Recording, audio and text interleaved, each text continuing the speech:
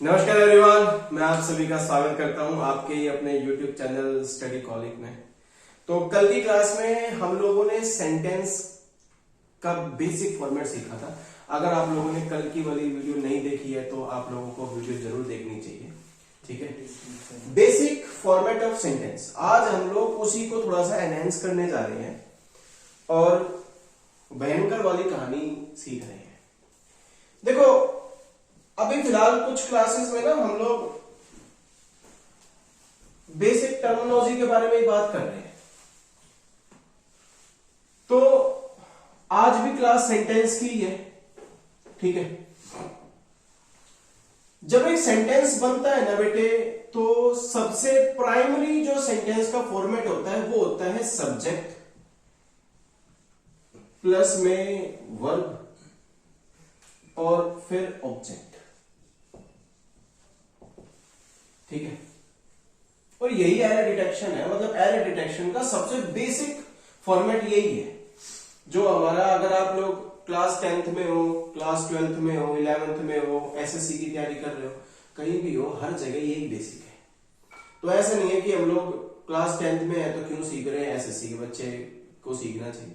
सभी के लिए यही क्वेश्चन आएंगे, जो क्योंकि एसएससी भी कहां तक क्वेश्चन पूछता है, क्लास 10 तक, अगर आपको पता हो तो subject plus verb plus object. बेटे जो हमारा सब्जेक्ट होता है ना, जो हमारा सब्जेक्ट होता है, बेटे मेरा आईफोन बंद कर दो।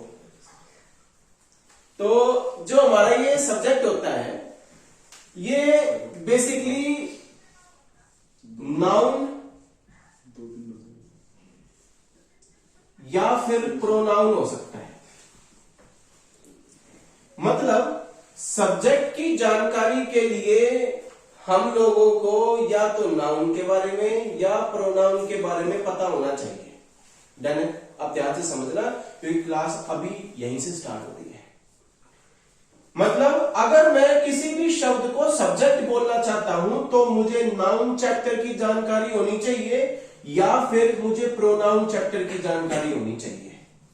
Noun is nothing but name of anything. Name of anything. किसी भी चीज का नाम नाउन होता है, किसी भी चीज का। जैसे एक छोटा सा एग्जांपल है, मोस्ट ऑफ द बच्चे शायद इस एग्जांपल को हजम ना कर पाए, लेकिन फिर भी समझना चाहिए। जैसे मैंने लिखा आई is the 9th letter of English alphabet. I is the 9th letter of English alphabet. अब हम जनरली ये पढ़ते आए हैं कि जो हमारा I है वो तो M कैरी करता है, लेकिन यहां पर तो हमने इज कैरी करवा दिया। ऐसा क्यों? उसके पीछे जो मैं डेफिनेशन बताने की कोशिश में हूं, वो डेफिनेशन क्या कहती है कि सब्जेक्ट जो होता है वो या तो नाउन होगा या प्रोनाउन होगा। जब ये शब्द आई नाउन होगा तब यह एक सिंगुलर सब्जेक्ट है। जब यह आई एक नाउन होगा तब यह एक सिंगुलर सब्जेक्ट है, सिंगुलर।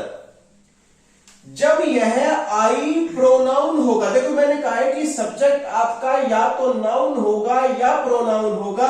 अगर यह आई आपका नाउन है तब यह सिंगुलर सब्जेक्ट है, और ग्रामर ये कहती है कि सिंगुलर सब्जेक्ट के साथ हम लोग इज का इस्तेमाल करते हैं।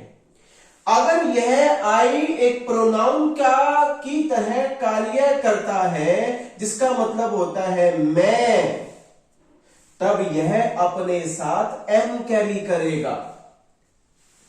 आई is the 9th letter of English alphabet. I am a letter. अब देखो, पहले उसने कहा, पहले मैं कह रहा हूं ये बात, कोई भी थर्ड पर्सन, सेकंड पर्सन ये कह रहा है कि भाई क्या आपको ये पता है कि जो आई होता है वो 9th लेटर होता है इंग्लिश अल्फाबेट का? हाँ जी पता है। तब हमने उस आई को नाउन की तरह ट्रीट करा, सिंगुलर सब्जेक्ट लेते हुए, वर्बली सिंगुलर। जब यह आई खुद कह रहा है, हम आई से पूछ रहे हैं आई तुम कौन हो, तो आई कह रहा है आई एम अ लेटर, मैं कौन हूं? लेटर। समझ में आया? तब यह आई कौन बता रहा था? आई था प्रोनाउन, जिसका मतलब क्या होता है? मैं। जब ये मैं होगा तो यह क्या होगा? एम। फॉर एग्जाम्पल, किसी पंडित ने बोला, क्या बोला? आई एम अ प्रिस्ट। तब यह आई कौन है? यह आई पंडित जैसे नाउन के लिए लगाया गया प्रोनाउन है। पंडित जैसे नाउन के लिए ये आई हर कौन है? हर कोई है जो इसको पढ़ रहा है। हर कोई अपने आप को मैं बोलता है। हर कोई अपने आप को क्या बोलता है? मैं। वो मैं अगर इस आई का मतलब मैं है तो वो एम लेगा। अगर उस आई का मतलब लेटर से है, जैसे यहां पर था लेटर से था, तो वो क्या कैरी करेगा? इज कैरी करेगा। यहां पे ये आई कौन है? इस पंडित ने अपने लिए लगाया मैं। समझ में आया? तो सब्जेक्ट क्या होता है? सब्जेक्ट होता है नाउन या फिर प्रोनाउन। नाउन क्या होता है? नेम ऑफ एनीथिंग, किसी भी चीज का नाम क्या होता है? नाउन। डन है? जैसे अगर मैं ऐसे लिख दूं इज, वर्ब भरनी है,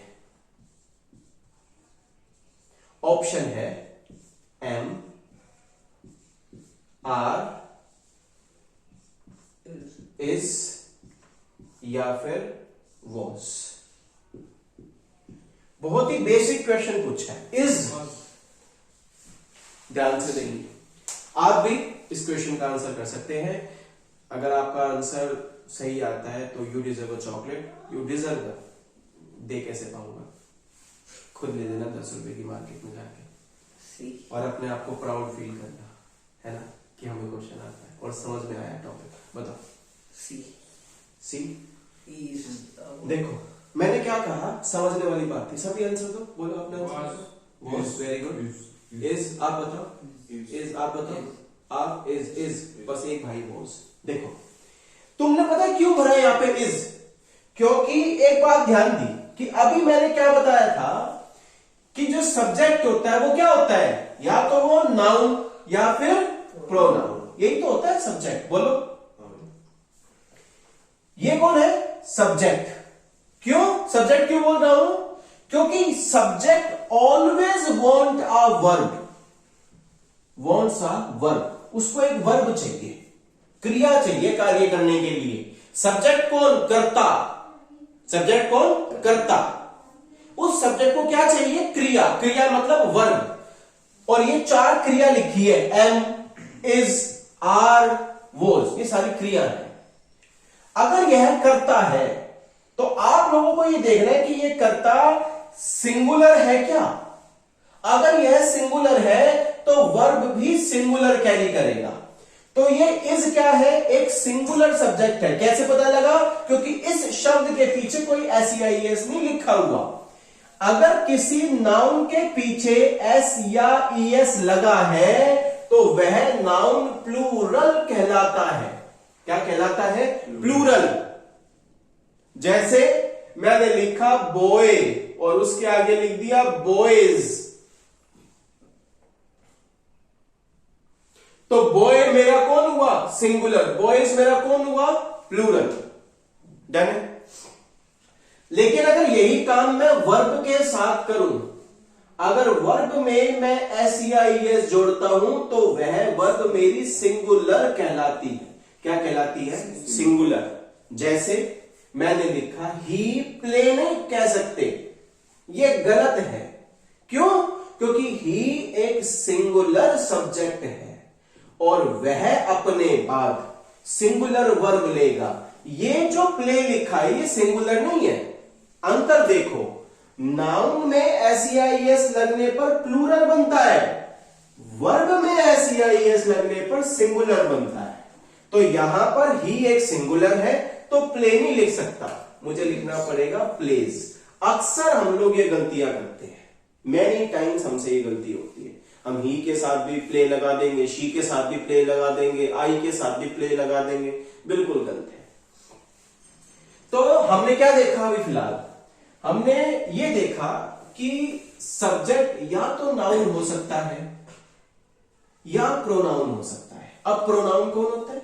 प्रोनाउन होता है नाउन के स्थान पर रखे जाने वाले शब्द।